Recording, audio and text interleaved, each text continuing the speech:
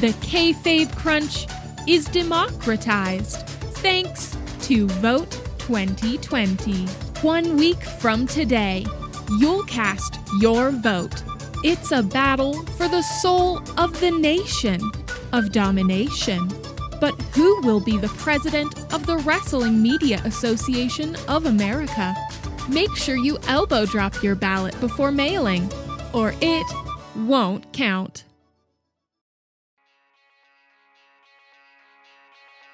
The Kayfabe Crunch, News A. Yes, I've just left it in the attic to rot. Good news! This is your Kayfabe Crunch for Tuesday, October 27th, 2020. I'm Zane, Zack Attack. Coming up, we have all the latest from RAW. Plus, we bring you the infamous Crunch Diamond ratings for the matches that took place at Hell in a Cell. Remember, no one else's opinion matters. Opinions are like assholes, we've all got loads of them. Whereas our diamonds are as good as gospel. But first,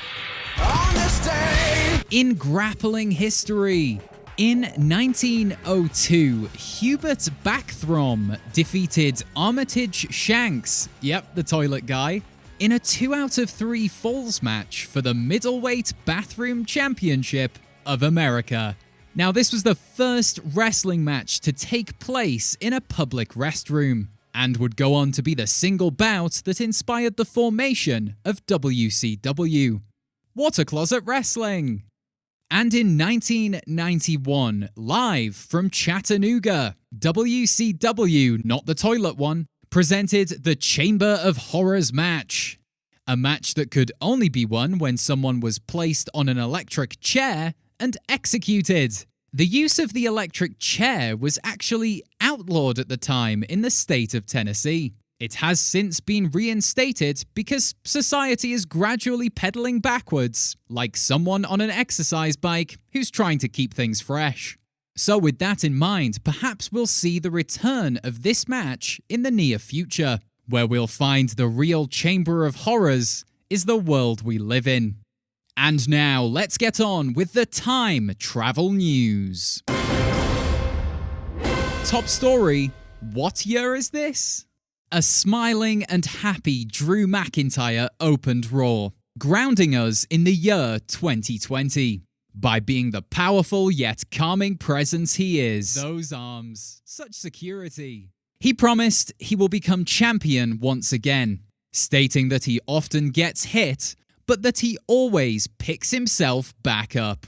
We assume he means metaphorically. To physically pick yourself up is, well, it's impossible. Is it? I mean, if I bend my knees and sort of catch my thighs in my arms as I leap. Oh, No, it's not possible. He was speaking in metaphor. The Miz then arrived on the scene, gloating about his Money in the Bank victory and how he's going to cash in on Randy Orton. Hang on, let me just check something here. Yep, October 2010. The Miz had the briefcase and Orton was champion. Have we gone back a decade? Should I reactivate my Facebook account and listen to Mumford & Sons? No. Later in the night, McIntyre and Miz faced off, and Drew silenced Miz by pelting him in the mush. McIntyre then stated he had something for Orton as well. Yeah, it can't be 2010 because McIntyre looks too dominant. Late last night, Orton was a guest on A Moment of Bliss. Tensions were reignited between Orton and Wyatt via his earthly conduit, Alexa Bliss, but McIntyre then attacked from the front, and The Fiend appeared behind Orton as he looked to leave the building, forcing Orton to choose between fighting The Fiend or McIntyre. He chose the devil he knows, while the devil he doesn't just sort of disappeared as RAW ended, and that was it. Got 20 seconds left before the Sting and the Fast count, so I guess there's just time to check my word of the day calendar. Anticlimactic, as in the sentence, when Raw jumps back 10 years, they run the risk of being anticlimactic. Now it's time for your fast count. The taped kendo sticks in the cell of news. The Hurt Business fulfills their contract and defeats Retribution. They now look to be paid in gold, presumably to protect against the collapse of society. Survivor Series to be the traditional Raw vs SmackDown. NXT were scheduled to be involved, but between the accused sex offenders, anti-maskers, and QAnon conspiracy theorists, it's probably just leave it alone for a bit. With the Lucha House Party now involved, the 24/7 Championship has an active division, the 2016 Cruiserweight Division. Elias hits Hardy with another guitar. Lana gets put through another announce table as WWE exhausts another production assistant. Mia Yim attacked by invisible bugs. What's that all about? Tune in next tweak. Alexa Bliss poisons Rambling Rabbit. This is standard prison practice. Maim the smallest as soon as you arrive, and no one will mess with you. Not even Huskus. AJ Styles, Keith Lee, and Sheamus qualify for Raw's Men's Survivor Series team. Wait, so the men had to fight, but the women just got announced? That's sexism. Yes, but to who? Which way? Both. All. It's panoramic sexism. Jax and Baszler argue over who should be the Survivor Series team captain. Words are, of course, meaningless here. There can only be one captain, and she must possess the captain's hat. And that's your fast count. You've been counted out. Use a stronger adhesive. This past Sunday saw several savage cell scraps. You don't think the alliteration's gonna work when you see it written down. Because the cell is spelled with a C. But when you say it aloud, it works. That's good work from our team of writers. But how can you tell how good they actually were if a wrestling media outlet doesn't assign arbitrary numbers to their perceived quality?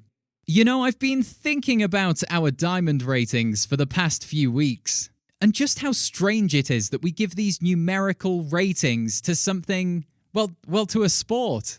I understand the idea of giving ratings out of 5 stars to a film or a TV series or even hardworking members of the gig economy. That all makes sense. But a sport? You don't get to the end of a football game and say, oh, decent match, 3.5 stars. Or maybe you do. There's no judgment here. Now, as per usual, the matches will be rated on a scale from -4.8 diamonds to 31.7 diamonds. And those are the latest numbers as of 6 a.m. this morning, according to the Diamond Inflation Reports by the University of North by Northwest. First up, Roman Reigns defeated Jey Uso in the first ever I Quit Hell in a Cell match. Wow, so many emotions here, as visceral realism was projected by both athletes. A family just torn apart before our eyes. And over what? A championship? Sure, the richest prize in our sport, but family. We're 36 hours removed, and I am still an emotional wreck. Not very athletic, though, was it? So a really pathetic 7.2 diamonds. Next, Elias defeated Jeff Hardy via disqualification. Our diamond scientists always find it so tough to judge matches that end this way, as you have to instantly divide by 2.7 just for the disqualification alone. And that law has been in place since '89, and I don't think anyone at the Diamond Supreme Court will be overturning it anytime soon. So I'm afraid we're looking at 4.4444 diamonds. Then, The Miz defeated Otis for the Money in the Bank briefcase in a massive upset. This happened after Tucker turned on his former friend, giving the match a bonus of 3 Dissension diamonds, which are just like regular diamonds except they're a sort of deep orangey colour. Ochre, or ochre, or however you pronounce that colour, that's what they are, giving this match a diamond total of 9.3 plus pi. Next up, Sasha Banks beat Bayley for the SmackDown Championship. This was everything you could ever want from this match type. Violence, creativity, a win from someone who is about to star in a lucrative Disney series. And it's for that reason that we've been permitted to give this match the double Disney bonus. Thank you, Mickey, you benevolent rodent. 26.8 diamonds, and for our money, match of the night. Now, next up, we have... Hang on, JD, this can't be right. It says Bobby Lashley versus Slapjack was 45 diamonds. That's not... It was a short throwaway match. He won in 3 minutes. It's obviously a typo. What do you mean Slapjack's the chosen one?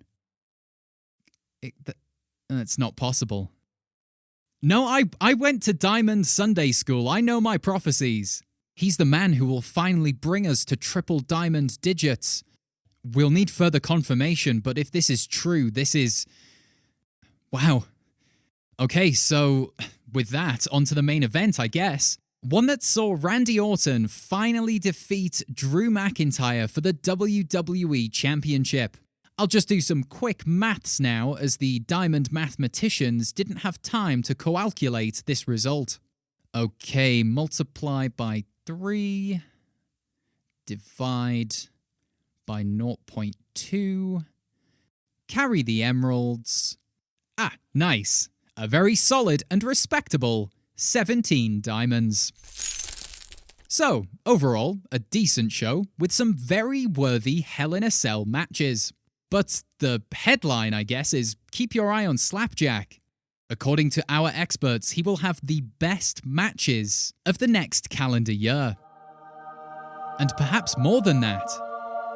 Slapjack may be the one who saves us all.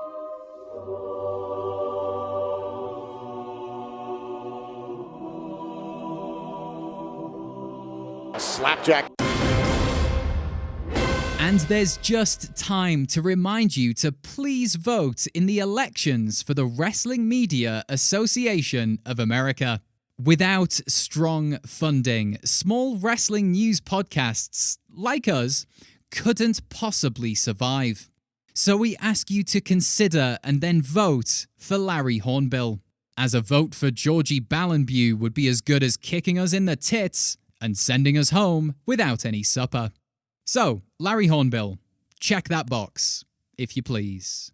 Join us next Tuesday, as there'll be no Saturday edition this week, due to general dread.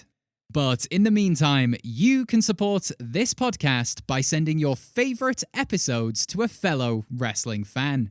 Perhaps it was this one. I bet it wasn't. This has been the Kayfabe Crunch, your not quite daily, not quite news bump for the world of professional wrestling.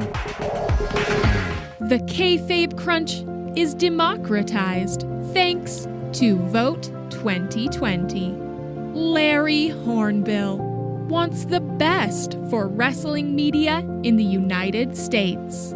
As a legend of the Southern wrestling scene, he promises to deliver adequate funding so our great sport can thrive the way it did in 1985, or 1999, or 2016. A surprisingly good year.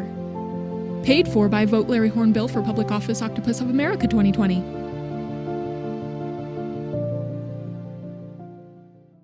The Kayfabe Crunch